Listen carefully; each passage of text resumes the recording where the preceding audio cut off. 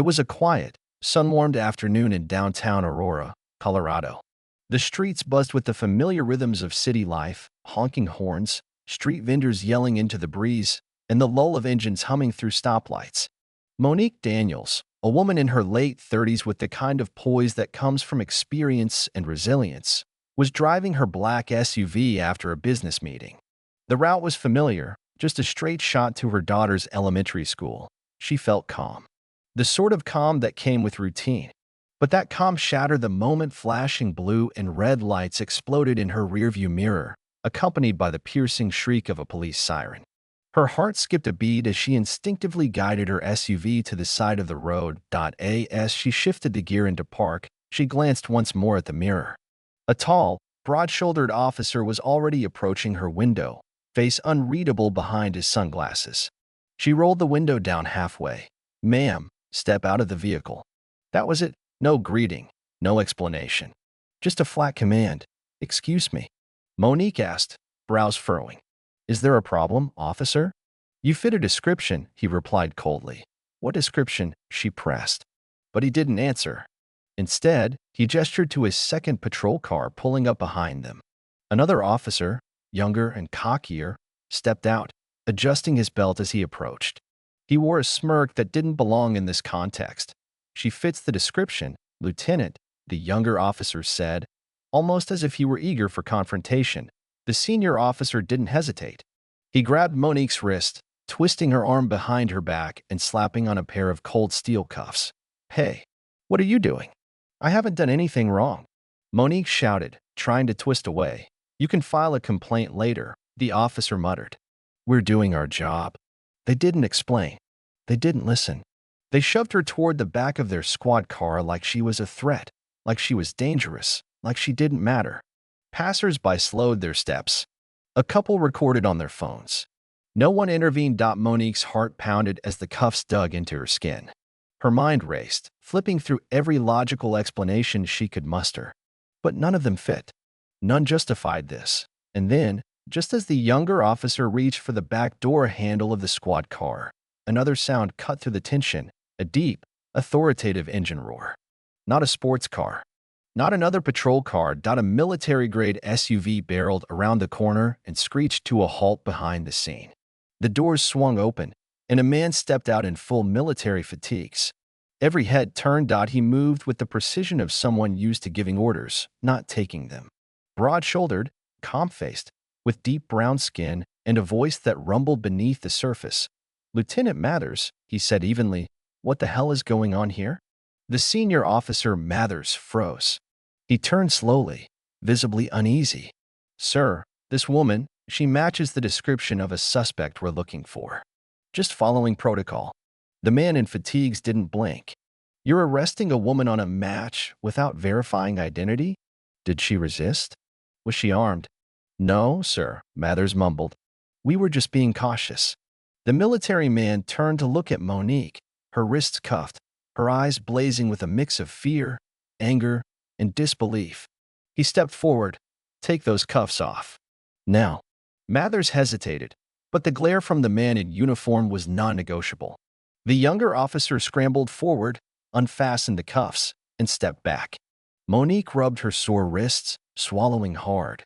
She turned to the man who had intervened, confused but grateful. "What's happening?" she asked. He turned to her, his voice lowering. "I'm sorry, Monique. I got here as fast as I could." That was when it hit her. Recognition. The voice. The posture. The calm power. This was her husband, Lance Daniels. Colonel Lance Daniels. A man who had served nearly 20 years in the U.S. Army, led special operations overseas, and had clearance most civilians could only imagine. She had always known he was respected, even feared, in certain circles. But she had never seen him like this. Colonel Daniels turned back to the officers, and the temperature dropped. "You had no idea who you just detained," he said slowly. "Did you even ask for identification?" "We were going to," the younger officer said, his voice shaking now. She matched the "don't." The colonel interrupted. "Don't even finish that sentence." The officers shifted, glancing at each other, clearly realizing the enormity of their mistake. "I want your badge numbers." "Both of you," Colonel Daniels said. and I'll be filing a report within the hour." Mathers tried to salvage his dignity. "Sir, we didn't intend. You treated an innocent black woman like a threat because she was driving an SUV and didn't fit your picture of normal. That's not protocol. That's profiling." He turned back to Monique. "You okay?" She nodded stiffly. "Just trying to process. Come on, let's get out of here." She followed him into the military vehicle. As the doors closed and the city noises faded, a heavy silence settled inside. For a long while, neither of them spoke. The colonel drove with both hands on the wheel, his jaw tight. Finally, Monique exhaled. "What now?" "Now," he said quietly, "we make sure those men never forget who they dealt with." The next day, the headlines ran across every local station and news site. Police officers suspended following wrongful detainment of Colonel's wife. Internal Affairs launched an investigation. Both officers were placed on unpaid leave. Public pressure began mounting. Cell phone footage went viral. Protesters gathered outside the precinct, but for Monique, the reckoning wasn't about headlines.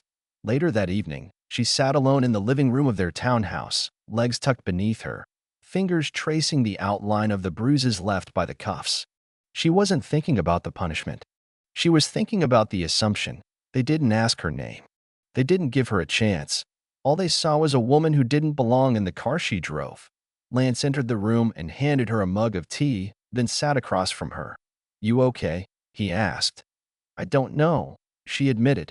"I'm angry. But more than that, I'm tired. Tired of how quickly we can be stripped of dignity." He nodded. "I know. I've seen it overseas in war zones. But I never expected it to hit this close. Not to you." "They didn't know who I was," she whispered. "But that shouldn't have mattered." "It shouldn't," he agreed. "But you better believe they'll remember it now." The following week, Colonel Daniels testified before the city's Public Safety Committee.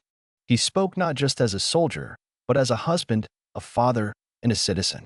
He detailed what happened, described how his wife was profiled, detained, and humiliated without cause. He didn't shout. He didn't demand vengeance.